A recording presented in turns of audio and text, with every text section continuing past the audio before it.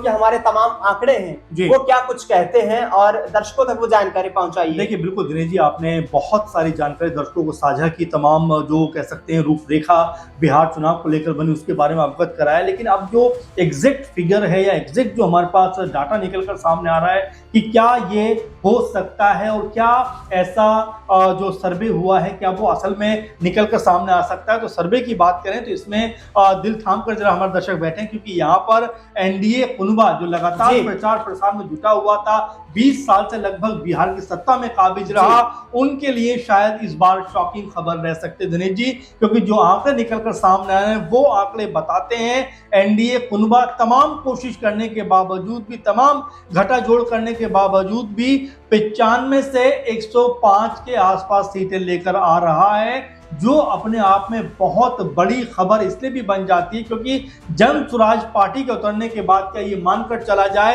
कि जो कटा है वो जन स्वराज को गया है। एक बात, दूसरी बात जो महत्वपूर्ण है दिनेश जी अपने आप में कि यहाँ पर जो महागठबंधन है, इंडिया गठबंधन है, अगर उसके हवाले से देखें तो जो रिपोर्ट हम तक आई है, हमारे तमाम जो सहयोगी ग्राउंड्स पे थे उनके जरिए, वो उस रिपोर्ट से पता चलता है, उस सर्वे से पता चलता है कि यहाँ इंडिया गठबंधन 107 से 117 सीटें जीत सकता है दिनेश जी। बहुत बड़ा मैं आपको रोकूंगा यहाँ पर अमन जी, थोड़ा सा दर्शकों को ये भी बताइए क्या वाकई में महागठबंधन को एनडीए से ज्यादा सीटें मिल रही हैं? क्योंकि इस एग्जिट पोल ने हर किसी को हैरान किया है और जो अधिक मतदाता निकल करके सामने आए वोट डालने के लिए, क्या वो इस ओर इशारा कर गए कि इस बार बिहार में बदलाव हो रहा है? देखिए दिनेश जी, आपने शुरुआत में एक बात कही कि 57% के आसपास 2020 में वोट पड़ा, लेकिन इस बार ये 65-66% के आसपास, यानी कि 8-9 या 9-10 के आसपास ये वोट परसेंट बढ़ता हुआ नजर आया। और ऐसे में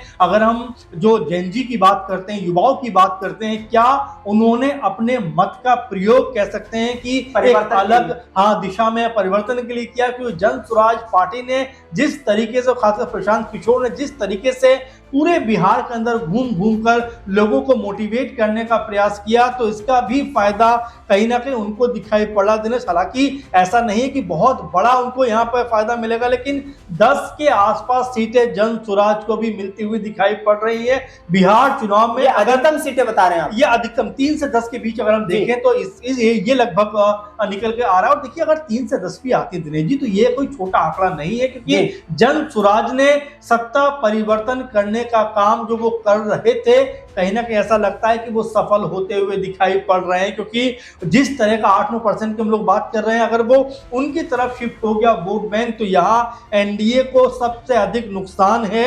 और अगर सत्ता की बात करें तो हालांकि महागठबंधन सत्ता में आता हुआ नजर तो नहीं आ रहा पूरी तरीके से, लेकिन सत्ता के बहुत क्लोज दिखाई पड़ता है, क्योंकि अगर 107 से 117 या 120 के आसपास के आंकड़ा मान लें, अगर इसके आसपास हैं तो सरकार में कहीं ना कहीं वो आते हुए दिखाई पड़ रहे हैं। क्योंकि अदर्स के बारे में अगर मैं यहाँ बात करूँ जिसमें तमाम सारी पार्टियां हैं, चाहे हम एआईएम की बात करें या जेजेडी की बात करें, ऐसे तमाम सारे दल हैं जो इस बीच उभर कर सामने आए, तो 10 से 11 यानी कि इनको भी सीटें मिलती हुई दिखाई पड़ रही हैं। तो बड़ा दिलचस्प ये चुनाव और आंकड़े निकलकर सामने आ रहे हैं, जहां पर एनडीए इस कोशिश में था या उनका जो मानना था कि भाई 20 सालों से जो हम राज कर रहे हैं, मतदाता अभी भी चाहते हैं कि हम ही को सत्ता में लेकर आएंगे, लेकिन जो एग्जिट पोल निकल कर सामने दिनेश जी आ रहे हैं उससे कम से कम ऐसा लगता है कि उनकी मंशा पूरी होती हुई दिखाई नहीं पड़ रही। बिल्कुल, एनडीए के लिए यहाँ पर बिहार में बड़ा झटका हो सकता है। एग्जिट पोल के आंकड़ों के मुताबिक मैं 2020 के चुनावी नतीजे यहाँ पर बता देता हूँ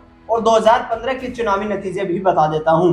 2015 में आरजेडी और जेडीयू ने साथ मिलकर के चुनाव लड़ा था। उस दौरान पहली बार सरकार बनाने में कामयाब हुए थे, साथ मिलकर नीतीश कुमार के साथ, लालू राज के बाद तेजस्वी यादव, और उसमें 80 सीटें आरजेडी को मिली थी, करीबन 71 सीटें जो हैं वो जेडीयू को मिली थी, यानी कि जेडीयू सेकंड पोजीशन पे थी।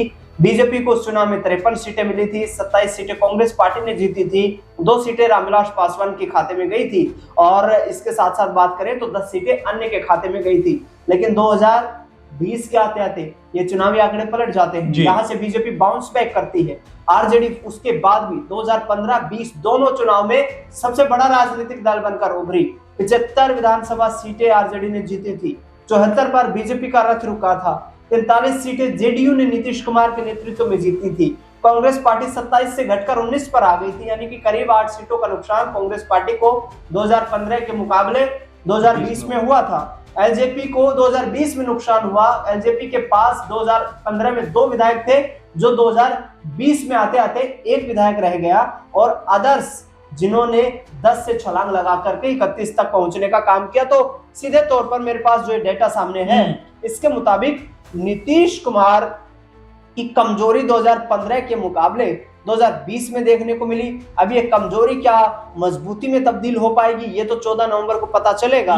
लेकिन एक बड़ा सवाल मैं यहाँ पर आपसे पूछने जा रहा हूँ, और बड़ा सवाल ये है कि यहाँ पर हम 2 फेस को सामने देख रहे हैं, तेजस्वी यादव और नीतीश कुमार। उससे पहले मैं एग्जिट पोल के आंकड़ों के आधार पर आपको बता दूं कि ये जानकारी अंतिम आंकड़े नहीं है, ये अंतिम जानकारी नहीं है। चुनाव आयोग के जो नतीजे 14 नवंबर को सामने आएंगे, उसी के आधार पर ये बताया जा सकता है आपको कि कितनी सीटों पर किस गठबंधन ने, किस पार्टी ने जीत दर्ज की है। लेकिन लोगों का जो लोक पोल है, उसके हिसाब से हम आपको ये जानकारी यहाँ पर मुहैया करवा रहे हैं। ये जानकारी परिवर्तित हो सकती है, आंकड़ों में परिवर्तन देखने को मिल सकता है। एनडीए तमाम बयानबाजियां यहाँ पर सामने आई। प्रधानमंत्री नरेंद्र मोदी ने कट्टा और जिस तरीके से अपराधी, इन शब्दों का इस्तेमाल किया। बिहार की जनता ने क्या इस बार एनडीए से ये पूछ लिया है कि भाई विकास चाहिए, फैक्ट्री चाहिए, रोजगार चाहिए, पलायन रुकना चाहिए, सुरक्षा चाहिए, महिलाओं के लिए जो अत्याचार बढ़ रहा है उस पर कंट्रोल चाहिए, कानून व्यवस्था बेहतर चाहिए, और इसके साथ साथ जिस तरीके से हमने देखा कि मोकामा में जो घटना घटित हुई, तो इस तरीके का माहौल बिहार को नहीं चाहिए। कि ये सवाल 20 साल शासन में रहने के बाद एनडीए से बिहार की जनता ने इस चुनाव में पूछ लिया। देखिए दिनेश जी, बहुत सारे फैक्टर हैं। पहली बात तो मैं शुरुआत करूं तो नीतीश कुमार से ही करना चाहूंगा, क्योंकि 20 साल से वो मुख्यमंत्री हैं। तमाम घटा जोड़ गुणा भाग जो भी हो सकते हैं वो उन्हीं के जरिए हुए हैं, उन्होंने ही किए। क्योंकि विकास की जहां तक बात है, बिहार को बड़ी उम्मीद थी कि भाई 20 साल अगर नीतीश कुमार को वो दे रहे हैं तो बिहार में एक बहुत बड़ा परिवर्तन आएगा। लेकिन अगर हम पलायन के हिसाब से देखें, शिक्षा के हिसाब से देखें, जमीनी स्तर पर वो नजर नहीं आया, वो मजा नहीं है, वो बेहतरी नहीं है, और लोग यही बात कहते हुए नजर आते हैं। अभी भी आपने देखा छठ मनाने जब लोग अपने घर जा रहे थे, तमाम ट्रेनों का हाल हमने देखा कि भले ही तमाम सारे दावे किए जा रहे हो कि भाई हमने 10,000 ट्रेनें शुरू कर दी, 8,000 ट्रेनें शुरू कर दी, लेकिन जब लोगों की स्थिति आप देखते हैं तो पता चलता है कि वो सिर्फ आंकड़ों पर है। जमीनी स्तर पर जो लोग हैं वो बेबस और परेशान हैं। ये तमाम बातें अब लोगों ने पूछना भी शुरू कर दिया कि देखिए अब मंदिर मस्जिद की बातें बहुत हो गई, हमें बेहतर रोजगार चाहिए, बेहतर शिक्षा चाहिए। अगर आप देखेंगे शिक्षा का हाल किस तरह से है, उसको लेकर भी तमाम सारे सवाल उठते हुए नजर आते हैं।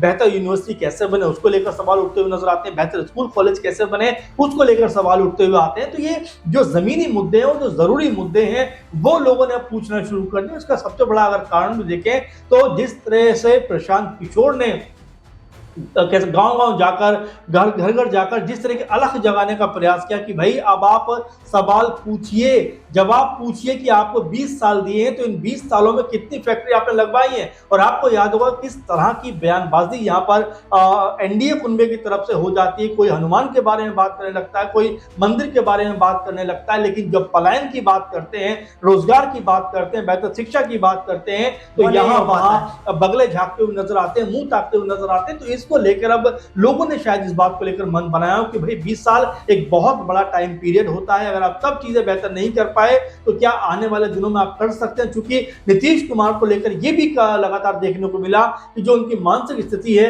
वो भी कोई बहुत बेहतर नजर नहीं आती। कभी किसी अधिकारी पर गमला रख देते हैं। महागठबंधन का रुख करते हैं, महागठबंधन का रुख करते हैं, क्योंकि आपने एनडीए को करीब से यहाँ कवर किया है। महागठबंधन 107 से 117 सीटें, तेजस्वी यादव 165 सीटें, 170 सीटें जीतने की बात कर रहे थे। यहाँ तो गाड़ी बहुमत तक भी नहीं पहुंच रही है। तो क्या तेजस्वी यादव का जो वादा हर घर नौकरी, सरकारी नौकरी देने का था, क्या उस पर लोगों को इतना यकीन नहीं हुआ जिससे कि एग्जिट पोल के आंकड़े निकलकर सामने आ रहे हैं? देखिए दिनेश जी, इसमें दो बातें हैं। पहली बात तो ये कि तेजस्वी और राहुल गांधी ने जिस तरह का माहौल कह सकते हैं कि बिहार में बनाया और तमाम रैलियां की, तमाम यात्राएं की, उस वक्त ऐसा लगा कि बिहार में वाकई महागठबंधन जो है इस बार बहुत मजबूत पोजीशन में नजर आता है। लेकिन जब मुख्यमंत्री को लेकर बातें आई कि भाई मुख्यमंत्री का चेहरा कौन होगा, और आपने देखा भी होगा उस वक्त आपस में कोई बहुत ज्यादा नजदीकी नजर नहीं आई। निकटता नजर नहीं आई। और यही वजह है कि अभी भी आपने देखा कि जब प्रचार प्रसार चल रहा था, राहुल गांधी अलग दिखाई पड़ रहे थे, तेजस्वी यादव अलग नजर आए। तो क्या ये भी एक बड़ा कारण हो सकता है कि जो सीटें लगभग 130, 35, 40 आ सकती थी, उसमें कहीं ना कहीं कमी देखने को मिल रही है? क्योंकि लगभग ये माना जा रहा है, जो हमारे अनुमानित आंकड़े हैं, कि 117 या 120 के आसपास ये कहीं रह सकते हैं। और जिस तरह का आंकड़ा है कि 107 और 117 के बीच में, तो ये कहीं ना कहीं ये नजर आता है कि यहाँ अगर दोनों मिलकर या मुकेश सहनी भी अगर जोरदार तरीके से अगर यहाँ पर प्रचार प्रसार करते, तो शायद ये आंकड़ा बढ़ता हुआ दिखाई पड़ता। जन स्वराज और आदर्श अन्य में वो तमाम पार्टियां शामिल है, उसमें ओवैसी का नाम भी शामिल है, और 0 से 11 सीटें मिल सकती हैं। जन स्वराज की बात करें 3 से 10 सीटें फिलहाल जो एग्जिट पोल में नजर आ रहा है वो हंग असेंबली है, यानी कि किसी को भी पूर्ण बहुमत नहीं है। ऐसे में जन स्वराज एनडीए के साथ जाएगा या महागठबंधन के साथ? छोटी सी प्रतिक्रिया, ओवैसी यदि 5 से 7 सीटें यहाँ पर जीतने में कामयाब हुए तो फिर वो किसे समर्थन करेंगे? देखिए, बिल्कुल महत्वपूर्ण बात आपने पूछी भी है, क्योंकि अगर हम इस जो हमारे पास सर्वे है, अगर इन्हीं आंकड़ों पे जाएं, तो जाहिर बात है कि पूर्ण मेजोरिटी किसी की भी नहीं आ रही। और अगर बहुत क्लोज अगर यहाँ पर एनडीए इंडिया गठबंधन दिखाई पड़ रहा है, तो क्या 10 से 11 सीटें अगर जन स्वराज को आ रही हैं, तो क्या वो उनका समर्थन करेंगे? आदर्श की बात की जाए तो 10 से 11 का ये आंकड़ा है। तो इसमें क्या अगर मान लीजिए जेजेडी को 2-3 सीटें आ जाती है, तो क्या वो उस तरफ जाएंगे? क्या यहाँ पर ओवैसी की पार्टी को 4 से 5 सीटें आ जाती है, तो क्या वो उस तरफ जाएंगे? तो अभी बहुत सारी चीजें सिर्फ अनुमानित है। और देखिए, राजनीति में दिनेश जी कभी भी कोई भी दोस्ती और दुश्मनी हमेशा की तो होती नहीं है। मौके की तलाश में सब लोग रहते हैं, जहां बेहतर मौका मिलता है वहां पे नजर आते हैं। आप देखिए, तेज प्रताप यादव जब एयरपोर्ट में रवि किशन से मुलाकात करते हैं, तो दोनों हंसते हुए नजर आते हैं। तो ये राजनीति, और यहाँ पर कोई भी कह सकते हैं अपने मौका भुनाने के लिए से पीछे नहीं हटेगा। और यहाँ अगर सरकार में आने को जन स्वराज ने सोचा कि चलिए बेहतर होगा कि किसी के साथ चला जाए, दोबारा जो है चुनाव होने से बचा जाए, तो हो सकता है कि इंडिया गठबंधन की तरफ यहाँ पर जन स्वराज जाते हुए दिखाई पड़े। क्योंकि जो आइडियोलॉजी उन्होंने सेट की है, ऐसा लगता है पूरी तरीके से एनडीए और बीजेपी के खिलाफ है। बिल्कुल, ये आपने एग्जिट पोल के आंकड़े देखे जिसमें किसी भी गठबंधन को पूर्ण बहुमत नहीं है, लेकिन फिर भी यहाँ पर आगे बढ़ता हुआ नजर आ रहा है महागठबंधन, क्योंकि 107 से 117 सीटें महागठबंधन जीत रहा है। जन स्वराज किंग मेकर बन सकती है। आदर्श जो अन्य हैं, दूसरी पार्टियां हैं, वो किंग मेकर की भूमिका में शामिल हो सकती हैं। और ऐसे में महागठबंधन इस बार बिहार में चुनावी जीत दर्ज कर